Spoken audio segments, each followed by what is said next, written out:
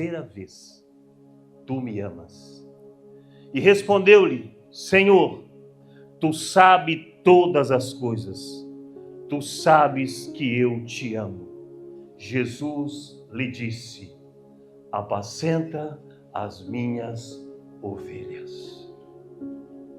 Fala comigo: apacenta as minhas ovelhas.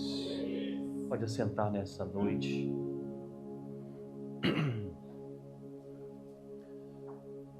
Despertando o nosso senso de urgência. Eu já ouvi muitas mensagens desse texto, eu já preguei várias vezes nesse texto, nunca nessa perspectiva. E já vi mensagem de pessoas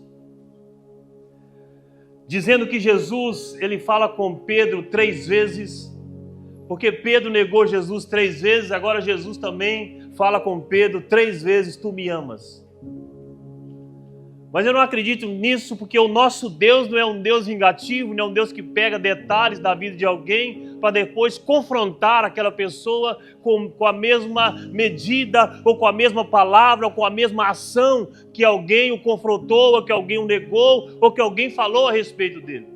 O nosso Deus é perdoador, o nosso Deus é amoroso, o nosso Deus é o Deus Todo-Poderoso, é o Deus que tem prazer na vida de alguém, é o Deus que quer abraçar alguém, é o Deus que quer levantar alguém, é o Deus que quer pegar alguém que está no monturo e assentar ele entre os príncipes. O nosso Deus que nós servimos é o Deus que olha para todas as pessoas com o olhar de amor. Então esse não é o Deus que pergunta 3 vezes porque Pedro negou 3 vezes. Mas o que eu penso é que Jesus, com um senso de urgência para pregar o Evangelho, e Pedro, se você for ler o capítulo 21, Pedro volta a pescar depois da morte de Jesus. Mesmo Jesus já ter aparecido para Pedro e Pedro ter ido no sepulcro e ver o túmulo vazio, Pedro volta a pescar. E agora Jesus tem um confronto com Pedro, dizendo: Pedro, tu me amas? A primeira vez, cuida dos meus cordeirinhos. Pedro, tu me ama? Apacenta as minhas ovelhas. Pedro, tu me ama? Cuida das minhas ovelhas. Porque esse é o principal motivo da igreja: cuidar de pessoas. Deus não te chamou para ser dizimista, para ser ofertante, para tocar bateria, para tocar baixo, para tocar guitarra, violão, para cantar aqui na frente. Deus não te chamou para isso. No céu não tem teclado. No céu não tem bateria. Como é que você vai fazer? Eu só sei tocar bateria para o Senhor. Lá no céu não tem bateria. Como é que você vai fazer? Deus te chamou para fazer discípulo. E nessa madrugada que Deus estava conversando comigo, Ele falou: eu não te chamei para fazer igreja. Senhor, estou dando o meu melhor na igreja do Caieiras. Deus, eu não te chamei para construir igreja. Eu te chamei para fazer discípulo. Eu te chamei para cuidar de pessoas. Eu não estou dizendo que a construção não é importante, não é isso. A construção é importante, a estrutura é importante, a igreja é importante. Comprar esses terrenos do lado, nós já compramos esse, compramos o outro, tem 2 terrenos. Nós temos agora quase 800 metros para lá, onde nós vamos aumentar a igreja. Em vez de aumentar aqui para o lado do estacionamento, agora nós vamos aumentar para cá. Nós temos 800 metros de terreno para lá. Mas o que Deus me chamou e o que Deus te chamou é para cuidar de pessoas. E eu preciso entender, se eu amo o Senhor, eu preciso cuidar de pessoas. Eu preciso olhar a necessidade de alguém que está do meu lado. Olha para a pessoa que está do seu lado aí, meu irmão. Pode olhar, olha para trás também, olha para trás. Olha para trás, Ana Paula. Olha para o outro lado, Ana Paula. Olha para o outro lado agora, Ana Paula. Aí, Ana Paula. Essas pessoas que vocês estão olhando, elas precisam ser cuidadas. Elas precisam ser amadas. Elas precisam ser acolhidas. Pastor, esse não é o seu serviço, não. É o seu trabalho. Esse não é o seu encargo, não. Sua responsabilidade, não. Essa responsabilidade é minha e sua. Nós somos a igreja. Jesus nunca disse para alguém ou para Pedro, deu para ele a chave, dizendo: Pedro, você é responsável por tudo, toma aqui as chaves do reino. Não, meu irmão. É um equívoco isso. Deus chamou a todos nós: ide por todo mundo e fazei discípulos a todas as nações, pregando em nome do Pai, do Filho e do Espírito Santo, para que todos sejam meus discípulos.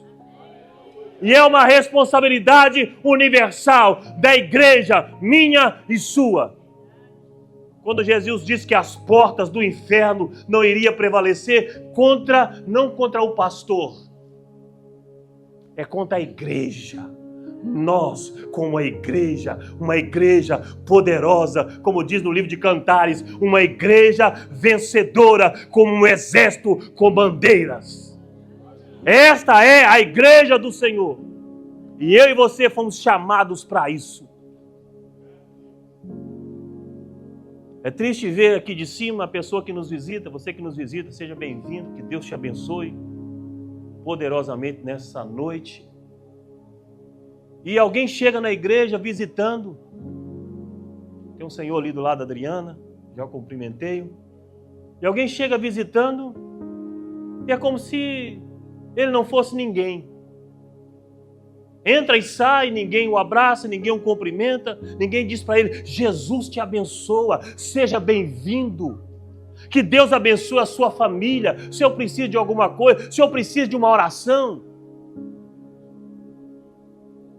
Que te trouxe aqui nessa noite. Que bom que você veio. Esse não é um serviço só meu, não, meu irmão. A igreja pertence ao Senhor, as ovelhas são deles, e eu e você precisamos cuidar das ovelhas do Senhor, nosso Deus. Eu e você.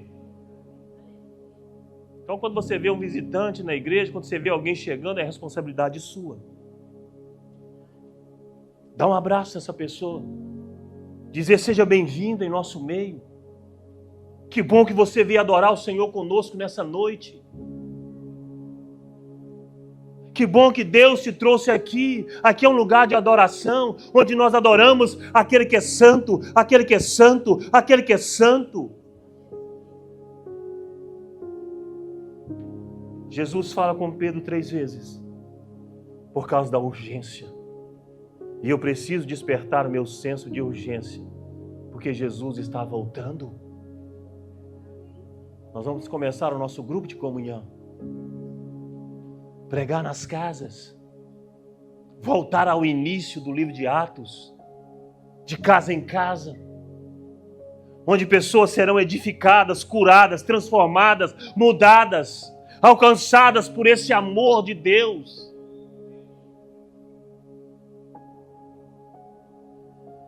E a Bíblia diz que Pedro entende nesse primeiro momento, porque Jesus começa a falar com ele: Pedro, apacenta as minhas ovelhas. Mas a Bíblia diz que Pedro começa a pregar, 3.000 almas se convertem, a igreja começa a crescer, mas Pedro ainda tinha paredes, tinha muralhas, tinha preconceitos que precisavam ser derrubados. No livro de Atos, capítulo 10, eu gosto muito desse texto, coloca por favor, Ana. Atos capítulo 10, a partir do verso 1, eu vou ler só até o verso 5. E é um texto que me impressiona. Preste atenção nesse texto, como esse texto é poderoso. Morava em Cesareia um homem de nome Cornélio, centurião da corte chamada italiana. Piedoso e temente a Deus com toda a sua casa, e fazia muitas esmolas ao povo, e de contínuo orava a Deus. De contínuo orava a Deus, sem conhecer a Deus. Este homem observou claramente durante uma visão cerca da hora 9 do dia, um anjo de Deus que se aproximou dele e lhe disse: Cornélio.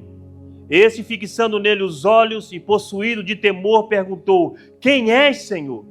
E o anjo lhe disse: As tuas orações e as tuas esmolas, ou as suas ofertas, subiram para a memória diante do Senhor. Imagina. Ele dava a oferta para quem? Para o povo. Mas agora que interessante, a oferta,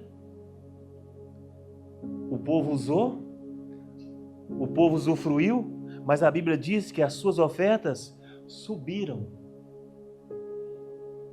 Não desceu, não, subiram. Para a memória diante de Deus. O crédito desse homem, o crédito dele. Você já passou um cartão que a pessoa falou assim: olha, não tem saldo suficiente. Esse cartão seu aqui tá. Você arruma outro cartão, então paga no Pix ou então paga no dinheiro. Você já passou um cartão assim? Não precisa dizer não, né? A gente passa vergonha quando passa um cartão, não... Tenta nesse, esse também não passa, tenta nesse. Tem uma pessoa que tem uma meia dúzia de cartão e às vezes uns 3 não passa nada. Mas esse homem, diz a Bíblia, que as suas ofertas subiram como crédito diante do Senhor. E o Senhor, preste atenção agora envia mensageiros a Jope e manda chamar, que tem por sobrenome Pedro. Vão 6 também para finalizar. Ele está hospedado com Simão Curtidor, cuja residência está situada à beira-mar. Eu quero entrar só em um detalhe aí para vocês entenderem. O anjo trouxe um recado de Deus para Cornélio. O anjo trouxe uma palavra de Deus. Olha, as suas ofertas foram aceitas, você está com crédito com um homem lá em cima, mas manda chamar a Pedro, porque eu até gostaria de pregar o evangelho para você, mas eu não posso. Porque a Bíblia diz que os anjos anelaram, quiseram, insistiram com Deus: Senhor, deixa nós pregarmos o evangelho para esse povo. Deixa nós falarmos do amor do Senhor, porque nós estamos aqui em cima junto com o Senhor, nós conhecemos o Senhor. Mas Deus diz: não. Lá embaixo eu vou levantar discípulos. Lá embaixo eu vou levantar pessoas que vão pregar o meu evangelho. Os anjos queriam, os anjos anelaram, os anjos pediram. Eu imagino esse anjo, Claudinei, chegando para Cornélio dizendo: eu até queria falar para você umas coisas extraordinárias que eu tenho, que eu conheço. Porque eu conheço o Deus que mandou dizer para você que as suas ofertas foram aceitas por Ele. E isso é um grande privilégio. As ofertas suas que foi entregue ser aceita por um Deus criador dos céus, da terra, do universo e tudo que existe. Eu imagino esse ano pensando: você não tem a menor noção de quem é esse Deus. Mas eu não posso falar para você essas coisas. Eu não posso falar para você do Espírito Santo. Eu não posso falar para você das coisas celestiais, do poder que tem o Evangelho. Você precisa chamar uma pessoa. Vai e manda buscar a Pedro. E a Bíblia diz que Pedro estava à beira-mar, na casa do Simão Curtidor que nós lemos. E a Bíblia diz que Pedro está no 2º andar. Dá para você imaginar uma visão? Quem mora em cidade praianas aí, né? Que tem uns apartamentos à beira-mar. Imagina, Claudinei, ele está no 2º andar, à beira-mar, orando. Olha que visão. Que visão extraordinária. À beira-mar, 2º andar, orando, tranquilo, esperando a refeição. Isso é que é vida de pastor.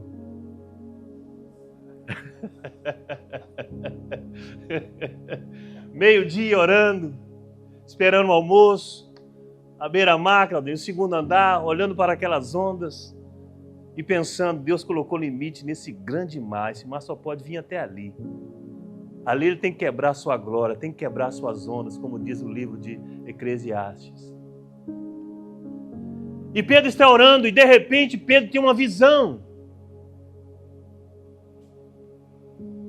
E essa visão de Pedro, ele vê um lençol descendo com animais impuros. E no meio daquele lençol, no meio daquela visão, ele ouve uma voz dizendo: Pedro, mata e come. E Pedro recua e diz: de maneira nenhuma, Senhor. Eu não posso comer algo que é impuro. Eu nunca fiz isso desde a minha mocidade, desde que eu sou criança. Eu nunca comi algo impuro. Eu não posso matar e comer essas coisas. E aquela visão some, e aquela visão aparece a segunda vez, e a mesma palavra: Pedro, mata e come. E Pedro resiste.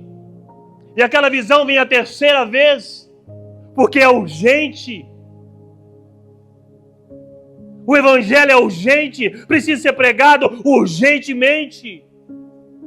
Esse senso de urgência precisa ser despertado em mim e em você. E de repente o anjo diz para Pedro, essa voz diz para Pedro: Pedro, vai chegar umas pessoas na sua casa aí. E o anjo diz para Pedro: Pedro, não temas, vá com eles. Sabe por que Pedro recebeu essa palavra, não temas, não tenha medo? Os romanos estavam aprisionando os cristãos, meu irmão, naqueles dias. As igrejas eram feitas em casas. Era uma situação difícil. Eles tinham grupo de comunhão.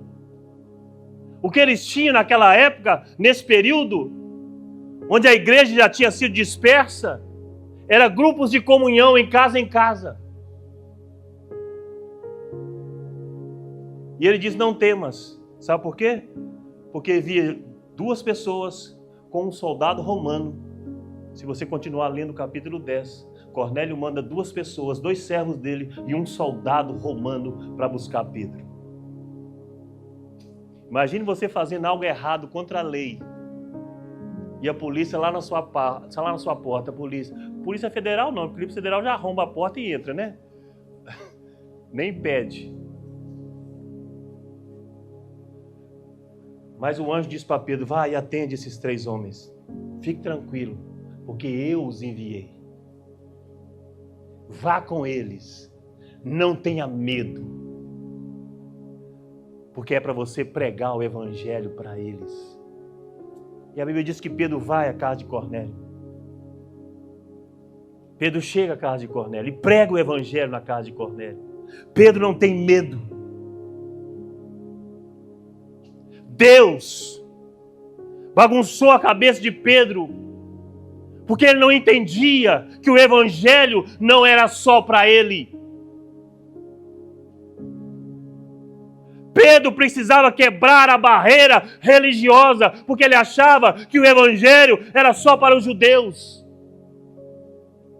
Cornélio foi o primeiro gentio a ser evangelizado e a receber o batismo com o Espírito Santo.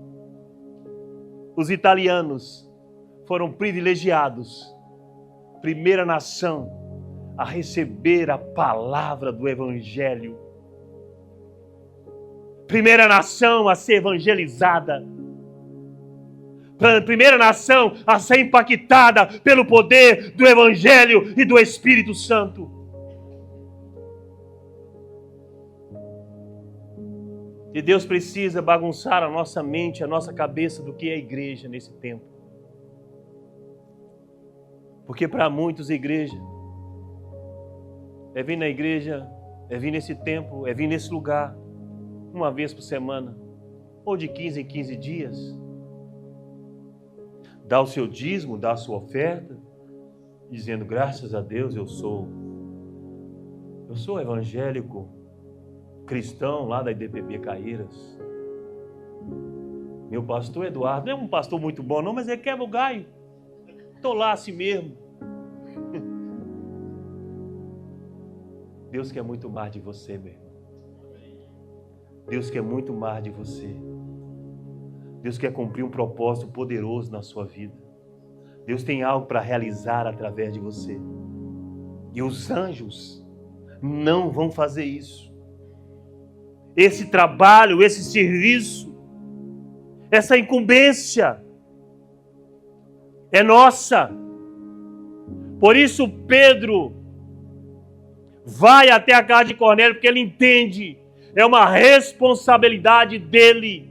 E eu e você precisamos entender que pregar o evangelho é uma responsabilidade nossa.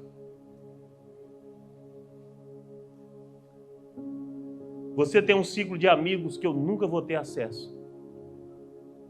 Amém? Você conhece pessoas que eu nunca vou conhecer.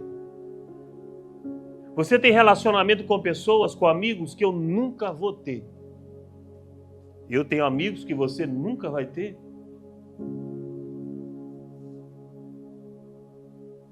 Mas esses amigos seus, você precisa falar do amor de Deus para eles.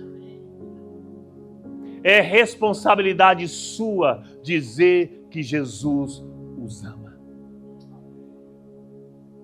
Você percebe que Cornélio estava pronto para o evangelho? E Pedro ainda no primeiro momento resistiu a isso. Tem pessoas que estão prontas nas suas casas. Tem pessoas que estão com o coração quebrantado em suas casas. Tem pessoas que estão esperando uma palavra de alguém sobre o evangelho nas suas casas. Porque nós olhamos para as pessoas e julgamos pela embalagem. Ah, aquela pessoa não precisa de nada. Aquela pessoa não precisa. Ela tem um bom carro, ela tem uma boa casa, ela tem um bom emprego, ela tem uma boa família. Ela não precisa de nada. Você está equivocado, meu irmão. Um bom carro, uma boa casa, uma boa família, um bom emprego. Mas existe um vazio dentro do homem. Existe um buraco dentro do homem, na alma do homem, que só tem uma coisa que preenche, que completa, é o evangelho, é a palavra de Deus, é o amor de Deus. E essa palavra, esse evangelho, eu e você temos. Eu e você temos. Esse buraco é eu e você que vamos preencher na vida dessas pessoas. Você está achando que o dinheiro é suficiente? Não é, meu irmão. Não é. Pessoas têm um vazio. E pregar o evangelho, os anjos não vão fazer. Existem algumas portas. A porta da igreja só nós podemos abrir. No livro de Atos, capítulo 12, tem um texto interessante. Tiago é morto por espada. Pedro está na prisão. A igreja está orando. E de repente o anjo vai lá na prisão libertar Pedro. E o anjo abre a porta da prisão, tira as cadeias de Pedro, manda Pedro vestir a sua roupa. Pedro está dormindo, acorda Pedro, manda Pedro levantar, abre uma porta. Existia 4 portas, 4 guardas, 4 guarnições. E depois tem um grande portão, o portão da prisão, do presídio. E a Bíblia diz que o portão abre automaticamente. O anjo abriu em média umas 5 portas, trancadas, ferrolhos, cadeados. Mas teve uma porta que o anjo não abriu. Atos capítulo 12. Pedro se vê livre. E Pedro vai para a igreja de Maria, mãe de Marcos, João. Lá estava tendo um culto. Lá estava tendo um grupo de comunhão. Os irmãos estavam orando por Pedro. Os irmãos estavam orando lá no grupo de comunhão.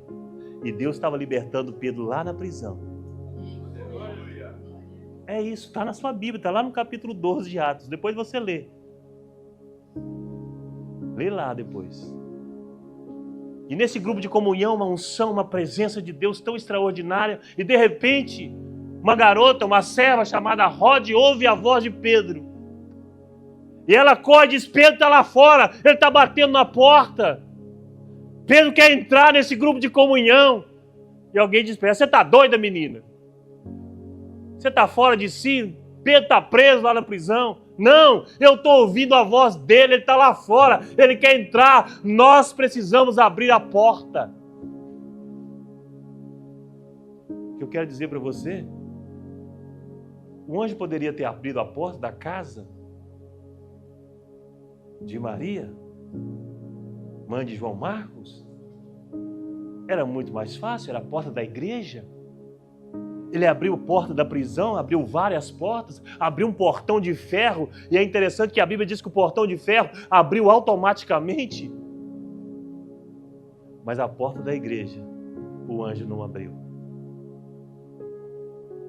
A porta do grupo de comunhão, o anjo não abriu. Porque quem precisa abrir somos nós. É a sua igreja. É a igreja que abre as portas para o grupo de comunhão. Somos nós que precisamos abrir as portas. O anjo não abriu a porta, mais simples. Porque Deus confia que a porta da nossa casa, onde está tendo o grupo de comunhão, nós vamos abrir. Para receber pessoas, para curar pessoas, para proteger pessoas, para orar por pessoas. Estava tendo um grupo de comunhão e uma oração intensa.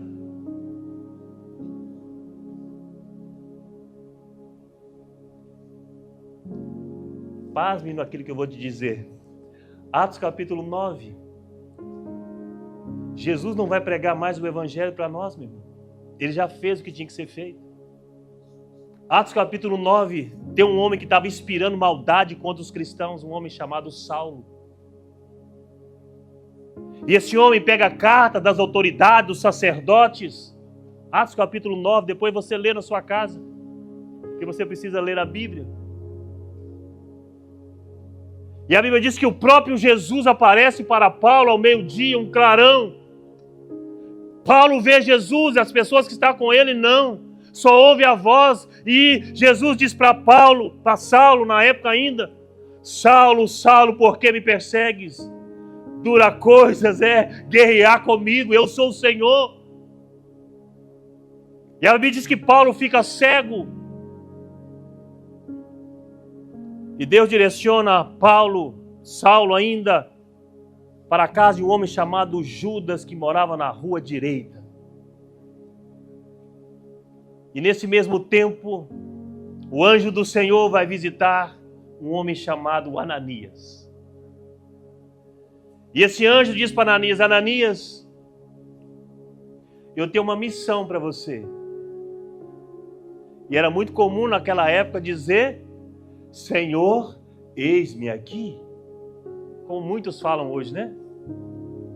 Só não fazem, mas falar, falam.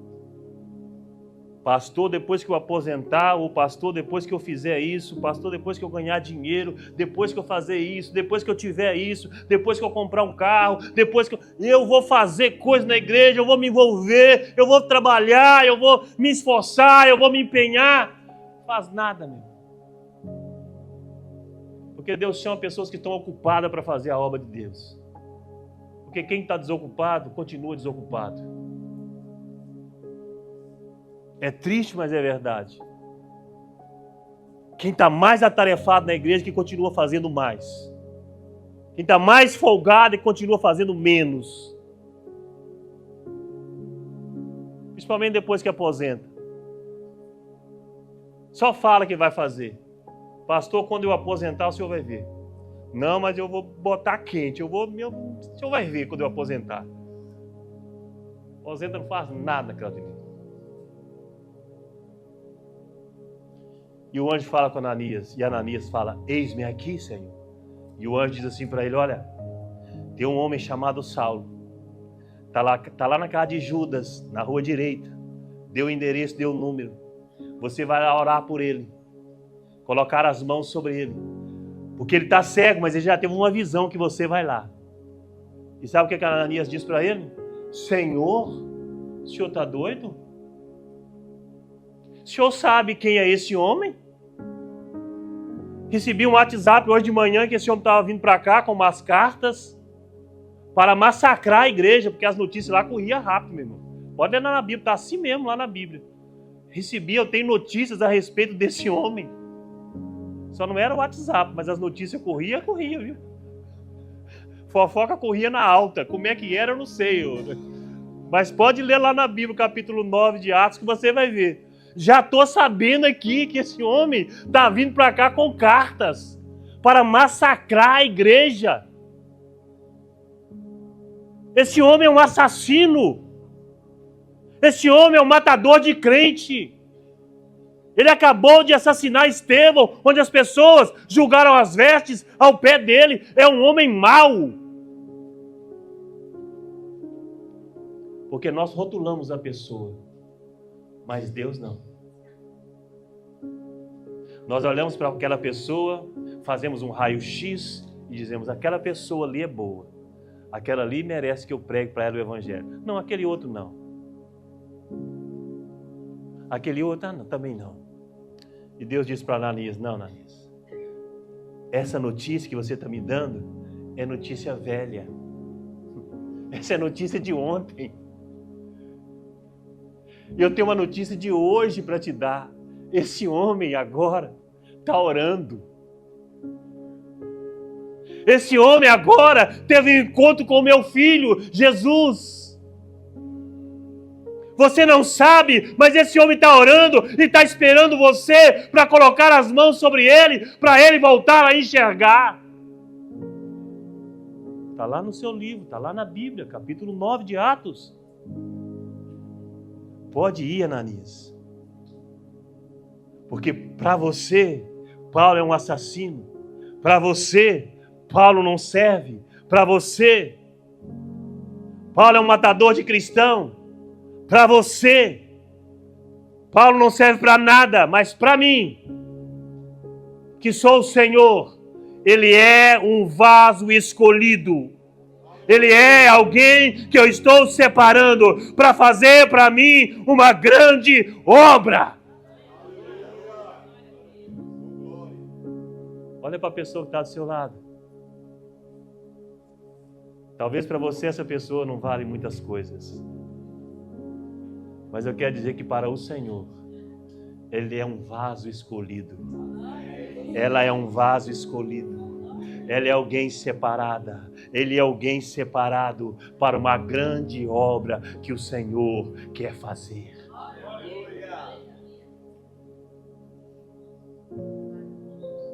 Ah, meu irmão, você precisa entender que Deus tem grandes coisas para fazer através de mim e de você. E Deus não te chamou só para sentar nesse banco confortável. Deus te chamou para muito mais. Pastor, mas eu já estou fazendo muita coisa na igreja. Você sabe que eu estou no departamento infantil, eu estou no departamento das senhoras, eu faço isso, eu faço aquilo, eu faço um tanto de coisa na igreja. Foi esse o meu questionamento para Deus.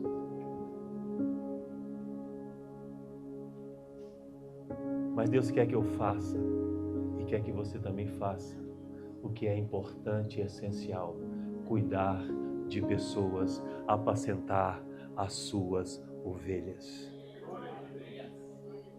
Se for preciso, a gente vai tirar algumas programações da igreja, porque você e eu precisamos aprender a cuidar de pessoas. É a coisa mais importante que eu e você precisamos fazer nesse tempo, é cuidar de pessoas. Pessoas estão esperando ser cuidada por mim e ser cuidada por você. Pedro, tu me amas. Você ama o Senhor? Você ama o Senhor? Você ama o Senhor de verdade? apacenta as suas ovelhas. Cuide das pessoas. Nos ajude a cuidar de pessoas. Quando chegar um visitante aqui, cuide dessa pessoa. Abrace essa pessoa. Ore por essa pessoa. Porque às vezes vocês não me deixam nem descer aqui da escada.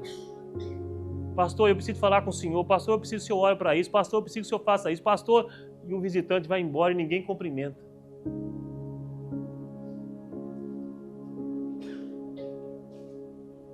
Eu preciso e você precisa aprender a cuidar de pessoas.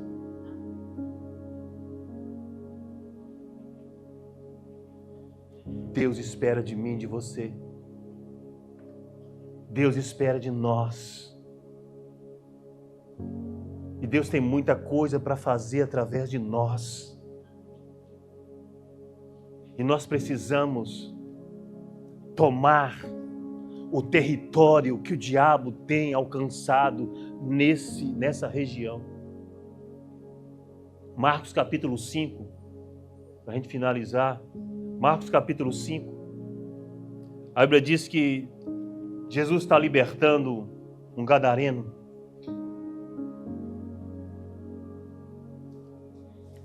Cheio de demônios. E os demônios fazem um pedido para Jesus. Jesus é tão bom, meu irmão, tão bom. Não abriu sua porta para nós passarmos, não. Como o irmão José cantava. Jesus é tão bom que os demônios lhe fizeram um pedido e Jesus lhe concedeu. Só que isso nos deixa uma lição poderosa. Atos capítulo 9, capítulo 5. Atos não, Marcos capítulo 5.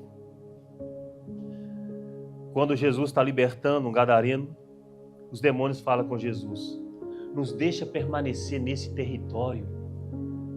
Por favor, não nos manda para o abismo, para o inferno. Deixa nós nesse território.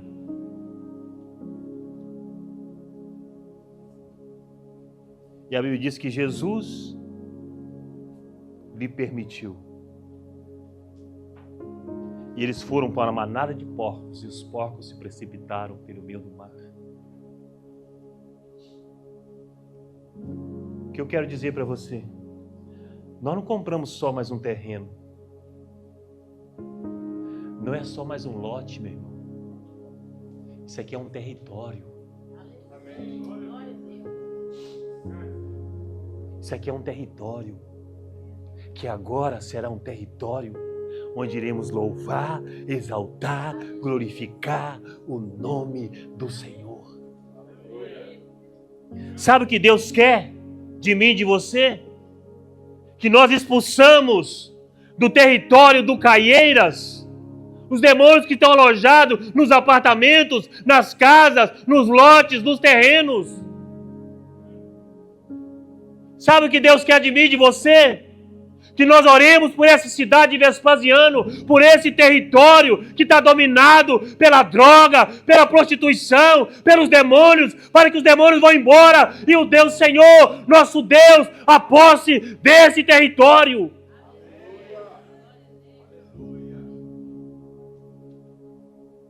É isso. São territórios dominados pelos demônios, mas eu e você temos o poder do Evangelho em nossas mãos. Eu e você temos a chave do Evangelho, do poder de Deus, do Espírito Santo, que destrói todas as fortalezas levantadas, erguidas, edificadas, construídas pelos demônios. Nós temos a chave. Nós temos autoridade. A Bíblia diz: toda autoridade Jesus nos deu. E quando nós caminharmos em direção a essas casas, a essas famílias, a esses grupos de comunhão, virá um efeito poderoso do Espírito Santo atrás de nós, destruindo barreiras, quebrando fortalezas, destruindo toda a obra do mal, curando pessoas, levantando pessoas, restaurando pessoas, edificando pessoas.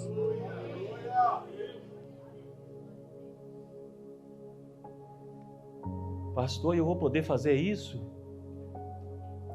Desde que você converteu, você pode. Você só não usa o poder que você tem, mas você pode. Você só não usa a autoridade que você tem, mas você já tem. Você só não usa a sua credencial, mas você já tem. O Espírito Santo já te selou. Jesus já te convocou. Jesus já te separou para isso. Eu preciso despertar o meu senso de urgência para dizer: Senhor, eis-me aqui. Eu estou pronto para servir ao Senhor. Eu estou pronto para pregar o Evangelho para as pessoas. Eu estou pronto para participar de um grupo de comunhão e pregar o Evangelho e salvar e resgatar pessoas que estão algemadas, estão presas, estão endemoniadas, estão carentes, estão enfermas. E eu tenho a cura. E eu sou o antídoto. E eu tenho o poder do Espírito Santo. E eu tenho um efeito dentro de mim, um poder dentro de mim, um dinamite dentro de mim, e eu vou fazer. Aí você pode dizer: pastor, mas eu não tenho a menor condição. Tem, meu irmão. Eu gosto muito de Filipe, Atos capítulo 6, verso 5. Filipe, mais algumas pessoas, incluindo Estevão, Filipe, mais algumas pessoas foram separados para ser diáconos na igreja. Sabe o que eles iam fazer? Distribuir cesta básica, cuidar da alimentação. Os discípulos falaram assim: olha, vamos deixar essas pessoas cuidar da alimentação, cuidar das viúvas, das pessoas que estão aí necessitadas de alguma coisa. Vamos separar alguns homens, e separa alguns homens para diáconos. E dentro desses homens estava Estevão. E dentro desses homens estava Filipe. Eu quero falar só de Filipe. Filipe chega em Samaria e ele abala a cidade. Só um diácono. Não era discípulo. Não andou com Jesus. Não foi separado para isso. Era só para se distribuir cesta básica. Mas ele estava tão cheio de Deus. Ele estava tão cheio da presença de Deus, que ele chega em Samaria e ele começa a pregar o Evangelho, ele começa a falar do amor de Deus, e a cidade é impactada pelo poder de Deus.